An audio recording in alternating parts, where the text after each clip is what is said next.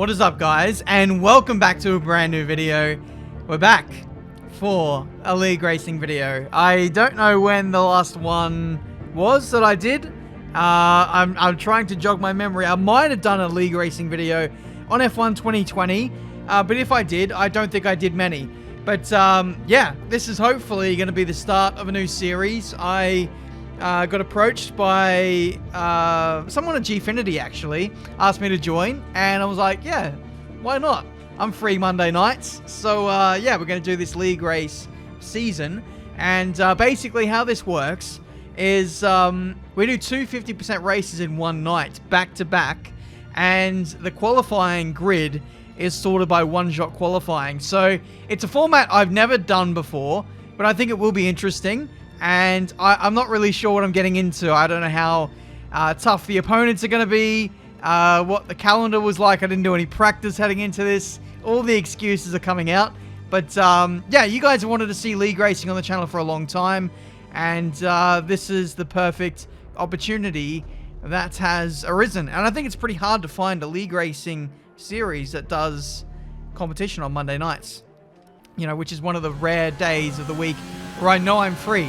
So here we go for the first qualifying of the first race, heading down into turn one, and we've immediately bottled. I hate one-shot qualifying. As I've probably made pretty aware to you guys on my channel, I just don't deal well with a one-shot quali situation. And yeah, we got caught out at the first hurdle. I didn't do any practice on the run-up to this. This is actually my first lap on the game in a few days. I think since we did the last career mode episode, that was the last time I was actually on the game. So there you go. But regardless, that's not going to be an excuse. I still think we can be pretty competitive in this league.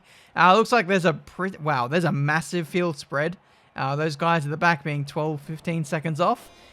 Not really sure what's going on there. But yeah, the time that I did do invalidated, I think was good enough for 4th place. So yeah, I think we can be competitive in this league. But yeah, never say never. There could be a lot of people sandbagging. Who the hell knows? But yeah, we're going to start on the medium compound tyre. We're going to go to softs to finish off this race. And it should be a good one. My home race, the Australian Grand Prix. We're going to have to wait till November to see this one in real life. And who knows, maybe I could be there at IRL. Though I doubt it, with the way the world is right now. But never say never. Anyway, if you guys are excited for league racing, make sure you hit that like button and subscribe to see plenty more F1 2020 content. And now, let's get into it. My first league race in quite a little while. We're starting in second last place, the back row of the grid, 5 red lights, and we are underway for the Australian Grand Prix. And I'm not going to lie, this is going to be a bit of a tentative start. I'm anticipating 1 or 2 safety cars in this, so I think I can afford to pick my way through cleanly. I just want to minimize penalties, damage, all the usual BS you want to avoid. Now, we head into turn 3, very tentatively. It's 3 wide for the cars right ahead of us. We'll try to go right around the outside of the Renault, turn into the inside for this turn 4 corner. And I was just about keeping a toe or a couple of tyre treads within the realms of the track.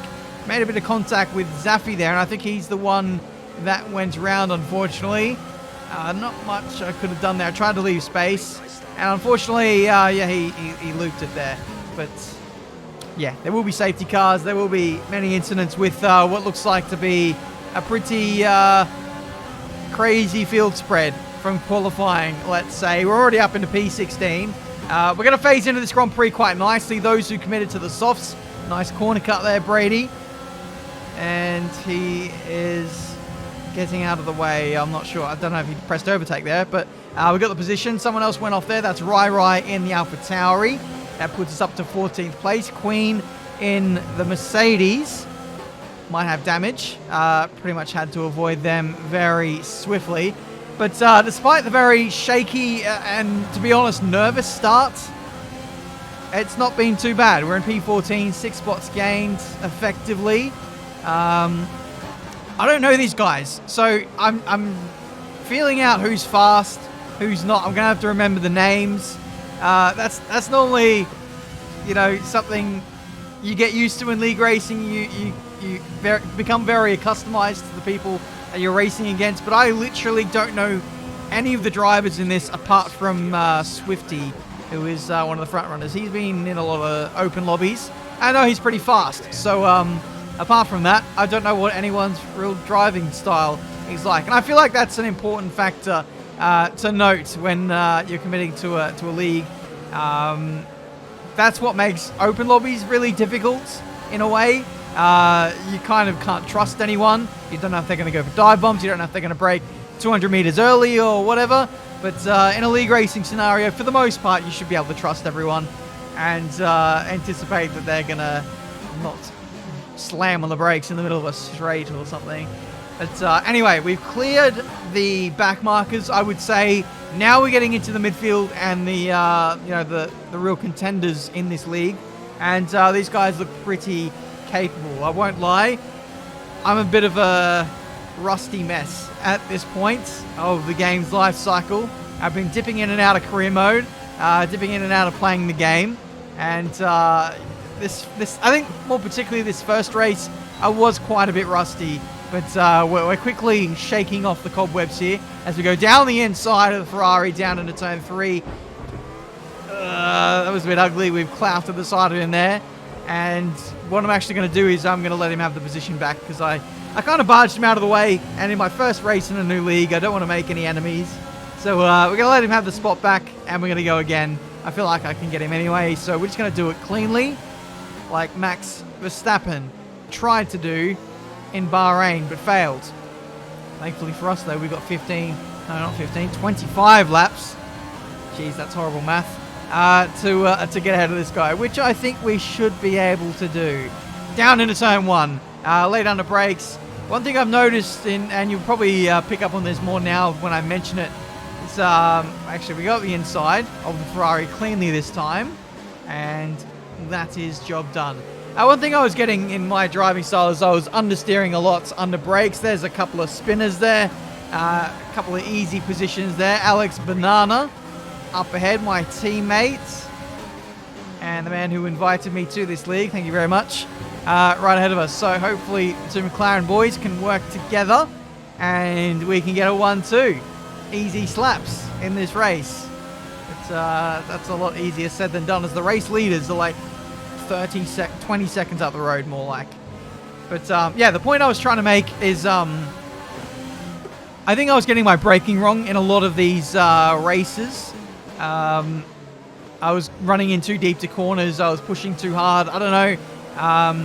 I definitely needed to play around with my brake settings, and that's something I did for Abu Dhabi, Bahrain, the next race that we do. I didn't notice it so much in this one, but as soon as I went to Abu Dhabi, I noticed I was getting my braking wrong. But I'll explain a little bit more about that in a second as we go around the outside of our teammate there. We're up into P8 now. Thank you very much. And yeah, we're just continuing to pick off these guys on the medium compound tyre.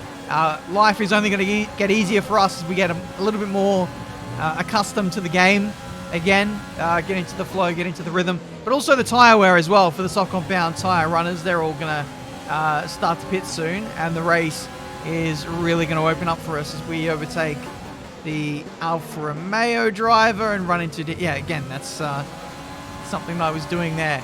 So it's something to do with my braking force on my wheel settings. I normally run at 40% brake force, which means I have to put in a lot more effort on my load cell pedal to actually make the pedal pressure go deeper. And so what I was noticing that I wasn't braking enough. I wasn't trail braking properly in either of these races. And this was a setting that I was running in that virtual GP race up against Alexander Albon. Do you remember how he was like dive bombing me and everyone was out braking me because I wasn't braking hard enough? Well, that was that's kind of the case of what's happening here. I tried to switch the brake force up to 40% because I noticed I've been locking up a lot lately, and I can't really find the right settings. So on 30% brake force, I don't have to push as hard, but I lock up more. But on 40%, I I need to constantly press the brakes really hard in order to brake properly. But when I get into a long race like this, I know I'm getting very technical and very sweaty here. I'm sorry if I'm boring you. But basically, long story short, over a long race, I can't maintain that level of strength and braking force. And so, yeah, I found that I wasn't braking hard enough. And it was knocking around my pace, basically, and making braking zones way too long. And I was running into corners too much, and I wasn't trail braking at the apexes and getting the nose in very much. And I think that's part of the reason why I've been a bit crap in this first race. But, you know, that's with me editing this video and watching it back. I got a feeling that I wasn't driving properly in this race, but it's something that I noticed in hindsight that I was not doing very well. Anyway, I'm sorry about that massively long debrief about a race that's still happening right now. It's lap 10. I've got a penalty, and yeah, we've got to catch up to Swifty J. He was 14 seconds up the road. So by the time we got up into a race contending position, into a position where we should have been, we'd already lost 15 seconds to the race leader. Now, I'm not saying that's all down to the traffic. A lot of that is down to pace as well. But we certainly lost about 10 seconds there just getting through traffic. And, you know, literally those first 3 laps where we were very nervous and tentative and having to let people go, etc. The race leaders are running out front in their own race, just chilling, basically. But anyway, it's lap 15. We're halfway through the race now. We're on the medium compound tyres still. I was meant to come in a couple laps ago for hard compound tyres. But what I'm actually doing here is I'm stretching really long to hopefully go on to softs to finish off this race. And the reason why I've switched to this strategy is I was anticipating a safety car, or at least if there was a virtual safety car, then Swifty would probably pit as well and go to a 2-stop, and I would effectively have the lead again.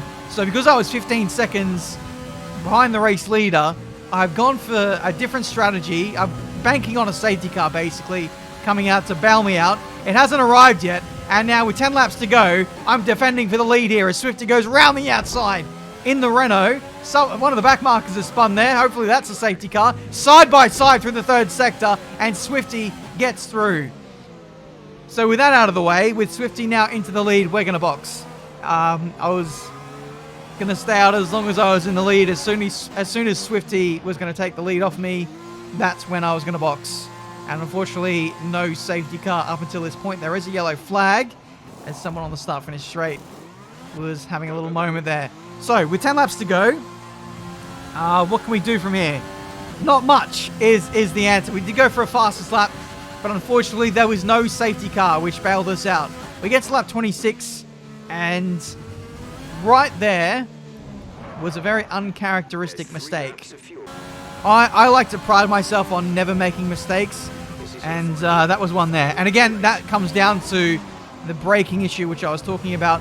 Not braking hard enough, ran in too deep, put a wheel on the grass, and it spun us around.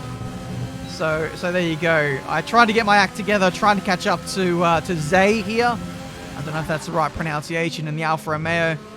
To try and get back P2. I got an extra corner cutting penalty in an effort to try and catch up. But yeah, to be fair to him, he had pretty good pace, good consistency, and I was unable to really do anything. Maybe an extra lap and we might have been able to get ahead of him, but I think he still would have beaten us on the penalties. So there we go. First race for the Blackout Racing League. I think that's what it's called. And we get a podium after having a pretty bad race, I would say. Nice view of the podium ceremony. You can still hear the music in the background. I don't know what that was about. But there we go. New glitch for F1 2020. It's been out for nearly a year, and we're still discovering new things. But yeah, 21 seconds off the lead. We lost 14 or 15 of those seconds in the first few laps. I definitely didn't do the optimal strategy. I think an optimal strategy would have been medium hard. But I banked on a safety car hopefully coming out. Never appeared. And so that was curtains for that race. But still good points. This is a long old championship. I think we're doing 11 weeks of this. With 2 rounds every night. So 22 races basically. So a long old championship. And as long as I'm getting podiums and being consistent, then we can still go for the title. But anyway, we move on to round 2 now. And that's the unique selling point for this championship, is 2 races in one night. People can't over-practice for one track or another. And, well, I'm not practiced for either track. So let's hopefully pray that we're more on the pace in this one. I opted to qualify on the mediums, which got me 8th place in the end. The delta is 1.1 seconds. So you take that. If we start on softs or qualified on softs, we probably would have got P3. But, yeah, we're in a good position for the race. We're going to go medium hard, which I think is the ideal strategy. And hopefully we're going to win this one. So that's going to be the aim. We're not going to underfuel the car like we did in Melbourne. This is a power track after all, so your pace is heavily dictated by your ERS management and running rich on the straights. So here we go for the second race of the night, the second round of the championship, and let's hope we can get our first win on the board here in Bahrain. It is lights out and away we go. It looks like a good start relative to the racing point ahead of me, but as always, it's always the second phase of the starts which gets me wheel spin. Down into turn 1, someone went up my inside late on in the piece. Someone's on my left-hand side rubbing with us. I think that was Milo in the racing point. We do get back up into 7th place.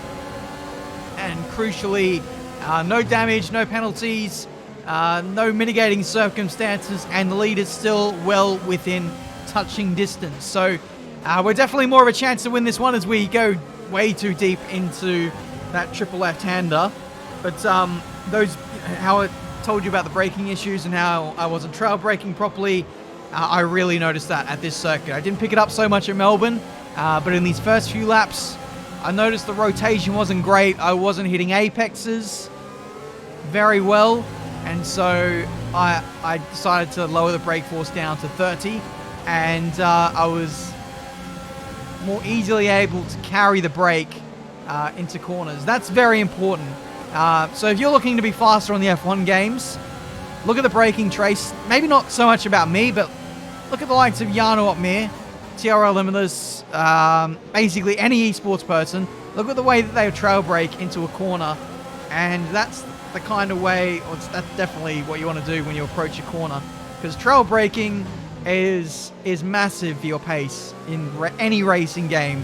It gives you front end grip as you head into corners. It can be the difference between, I don't know, like 1 wings and 11 wings if you trail brake properly. If you head into a corner like this one and you're not properly trail braking into it, the balance of the car is not on the front end. You're not leaning, and it's the weight transfer isn't, exactly in your favor, if that makes sense. So you just give yourself so much understeer if you're not driving properly. So yeah, it's definitely something I wasn't getting the most out of, but as this race went on, I was getting better, I suppose. So I think by this point, I was back on 30% brake force, and I'm a little bit more back to how I used to be. But as a consequence right now, we're going to have a little bit more lockups. I only wish if there was a setting in between 30 and 40%. I wish I could go to 35% brake force, but it only goes up in increments of 10, which is quite a difference. But anyway, enough Fanatec wheel setting discussion. We're going to get back to the nitty-gritty of this race. And we're now in 4th place. Inexist nearly got me back there on the last lap. We're now on the back of Back Row, who is not on the back row today, showing pretty good pace. We go round his outside into turn 1, and we're now on the podium with the usual contenders occupying the top 3 spots. This being the podium for the last race, just with Swifty in 2nd this time. So in this one, I noticed that Zay in the Alfa Romeo had incredible pace at this racetrack. He was like 5 seconds. He's 7 seconds now ahead of Swifty, as they've both now made a stop. Zay has actually gone on the mediums, and he's going to do a 2-stop in this race, it looks like. Or if he's going to do a 1, he's going to have dead tyres by the end of the Grand Prix. I've opted to go long in an effort to make the most of the medium compound tyre, and I'm going to have fresher tyres for the rest of the race. So from here, it's going to be a bit of a cat and mouse game as Zay now pits, and he's gone on to soft compound tyres to finish off this race. He's going to be the danger man to win this race. Swifty is going to be caught up by me, but I'm going to be caught up by Zay very, very quickly. And speaking of, he comes out of the pit lane now, and he's right on my tail. So my chances of winning this Grand Prix are probably going to be next to zero, unless there's a safety car in this one. And I hope that there's a safety car in this one. As we go up in a rich and overtake, there's yellow flag. Safety car does get deployed. Reduce your pace. Keep your delta number Ask and you shall receive. Thank you very much, Codemasters. Into the pit lane we go on these very, very worn hard compound tyres. Actually, they are pretty worn. 20%. It feels like I only just got on them and we're getting off them again. But onto the softs. And we're all going to have a bit of a sprint race to finish off this second race. There's going to be, I think, 7 or 8 racing laps on softs. And, yeah, it's going to be a showdown. And it's all going to come down to who finished ahead of each other on track. I think we're all pretty even in terms of warnings. I think it's 2 apiece for all of us. So one more track excursion.